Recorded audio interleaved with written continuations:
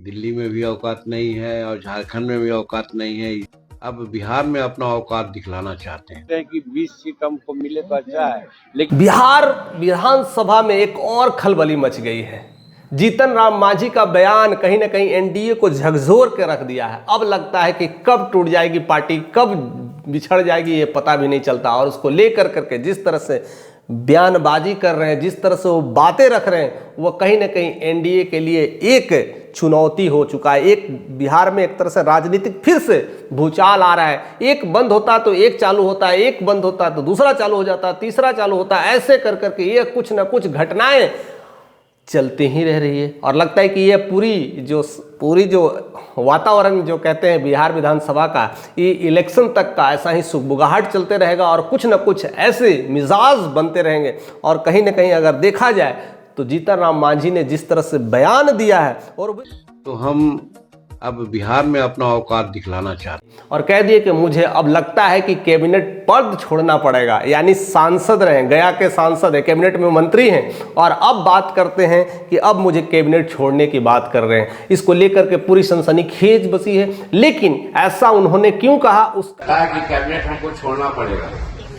उन्होंने जहानाबाद में उन्होंने 30 से 40 सीट के लिए बोला था कि बिहार में जिस तरह से सीट शेयरिंग की बात चल रही है, मुझे 30 से 40 सीट चाहिए, उससे मैं कम नहीं आने वाला हूं। मीन्स उतना तो मुझे चाहिए, उतना तो मुझे हक है, उतना तो मैं लड़ूंगा ही लड़ूंगा। और ये भी अपने आप में विवादित रहा है। लेकिन जिस तरह से मुंगेर में उन्होंने ये बातें बोल दिया कि कैबिनेट पर छोड़ने वाला है, उसको लेकर के उन्होंने जो पहली बात कही थी कि झारखंड में सीट नहीं, दिल्ली में भी औकात नहीं है और झारखंड में भी औकात नहीं है। पूछा नहीं और सीट नहीं दिया, एक भी सीट नहीं दिया, कुछ तक बात भी नहीं की। और अब बिहार की बारी है।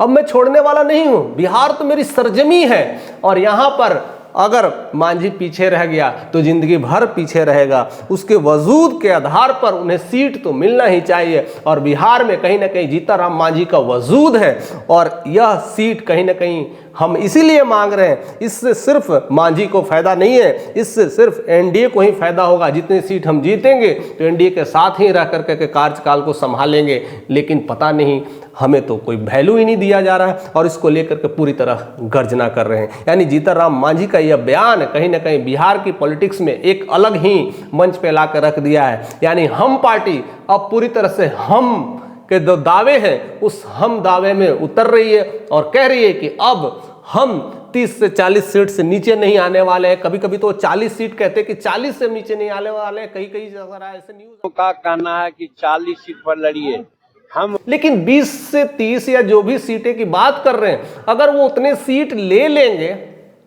तो बीजेपी क्या करेगी और बीजेपी के साथ साथ नीतीश जी क्या करेंगे, उसके साथ साथ चिराग पासवान क्या करेंगे, उपेंद्र कुशवाहा क्या करेंगे, इनका तो डामाडोल स्थिति होने वाली है। लेकिन जिस तरह से एनडीए में चिराग का जिस तरह से बहुमूल्य सपोर्ट मिल रहा है, कहीं ना कहीं चिराग को झारखंड की भी सीट मिली, दिल्ली की सीट मिली, तो इतना तो कंफर्म होता है बिहार में उनकी सीट ज़्यादा ही मिलेगी। और जिस तरह से नकारा जा रहा है मांझी को, न झारखंड में न दिल्ली में, तो उनकी सीट तो जितनी अगर मिलेगी उससे तो ज़्यादा चिराग का तो कंफर्म है कि मिलना ही मिलना है। और इसको लेकर के कहीं ना कहीं मांझी डर रही है। जीतन राम मांझी एक गया का सांसद होते हुए, कैबिनेट मंत्री होते हुए, बिहार के मुख्यमंत्री पद पे रहने वाले हो चुके हैं और फिर भी उनकी लोकप्रियता को लेकर के कहीं ना कहीं नकारा जा रहा है, उनको नीचे देखा जा रहा है। और तब उन्होंने यह बातें रखी और तब उन्होंने मुंगेर में यह ऐलान कर दिया कि इस तरह से एनडीए की रवैया रहेगी, इस तरह से अगर बीजेपी की रवैया रहेगी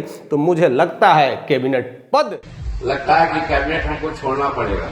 उस तैयारी में कहीं ना कहीं अब लालू का भी ऑफर आने लगा है। और लालू यादव उस तरह से पीछे मुड़ने वाले नहीं है। इस तरह के मौके को पूरी तरह से कैसे क्लिक करना है, किस तरह से रखना है, उसमें तेजस्वी यादव की जो भूमिका है वो कहीं ना कहीं देखने को मिल रही है। यानी ऑफर आना शुरू हो गया है। 20-25 अगर सीटें उधर मिल गई तो मुझे लगता है कि वो दिन दूर नहीं कि जीतन राम मांझी एनडीए छोड़ करके कहीं ना कहीं आरजेडी के साथ चले जाएंगे और इसका खामियाजा एनडीए को भुगतना पड़ेगा। इसको लेकर के तमाम ऐसी ऐसी बात विवाद घटनाएं घट रही है, मीटिंग पे मीटिंग हो रही है, फोन पे बातें हो रही है और मनाने की सारी कोशिशें चल रही है। इस पर क्या होता है कि एनडीए उन्हें मना पाएगी और अपने इस माहौल में साथ रख कर करके बिहार विधानसभा के चुनाव लड़ेगी या तो आपको दरकिनार कर देगी। क्योंकि एनडीए को भी पता है कि हम 3 तिकड़म है वो पूरी तरह से सरकार बना लेंगे। या अगर देखा जाए तो चिराग पासवान और नीतीश और बीजेपी, ये 3 तिगड़ी है ना, वो सरकार बनाने के लिए काफ़ी है। और इन्हीं का नारा है कि 225 पार लेकर के आएंगे। और लगता है ये 3 जोड़ियां अगर पूरे बिहार में उतर जाएगी तो वह अपनी सारी रणनीतियों को कहीं ना कहीं अपने मंच पे ला कर रख देगी और कहीं ना कहीं बिहार विधानसभा के सीट भी क्लिक कर लेगी। तो मुझे भी लगता है कि ये शायद अगर इस तरह की बयानबाजी दे रहे हैं तो जीतन राम मांझी को तो साइड ही कर सकते हैं, लेकिन पूरी कोशिश करेंगे कि साथ में रहें, क्योंकि बीजेपी का एक ही नारा है, सबका साथ सबका विकास। और उसी में जीतन राम मांझी का जिस तरह से दलितों में हो रहा है, पकड़ रहा है, तो उनको छोड़ने वाले नहीं है। उधर अगर देखा जाए चिराग का भी दबदबा रहा है, तो एक क्लैश ना हो पाए इस तरह से लेकर करके अगर आरजेडी भी है उसको खुलासा करेंगे और उसे मिला करके कुछ नया चीज़ करने की कोशिश करेंगे, क्योंकि तेजस्वी यादव अभी पूरी तरह से फॉर्म में चल रहे हैं और कुछ नए नए एक्सपेरिमेंट कर रहे हैं जिससे बिहार विधानसभा की चेयर उनके ही हाथों आ जाए। ऐसी क्या चीज़ें घटनाएं हो सकती है, अभी हर दिन कुछ ना कुछ नया बवाल मिलने वाला है, कुछ नई नई अड़चने आने वाली है, बिहार के पॉलिटिक्स में नया नया डायनेमिक्स चेंज होने वाला है। उसको लेकर करके आप हमारे साथ ऐसे ही बने रहिए। क्या कब हो सकता है, किस तरह की चेंजेज हो सकती है, हर कुछ हम आप तक पहुंचाने की कोशिश करेंगे। और इसी तरह से आप प्यार देते रहिए। अगर चैनल पर नए तो सब्सक्राइब करिए, क्योंकि इस तरह के नोटिफिकेशन आपको आते रहेंगे।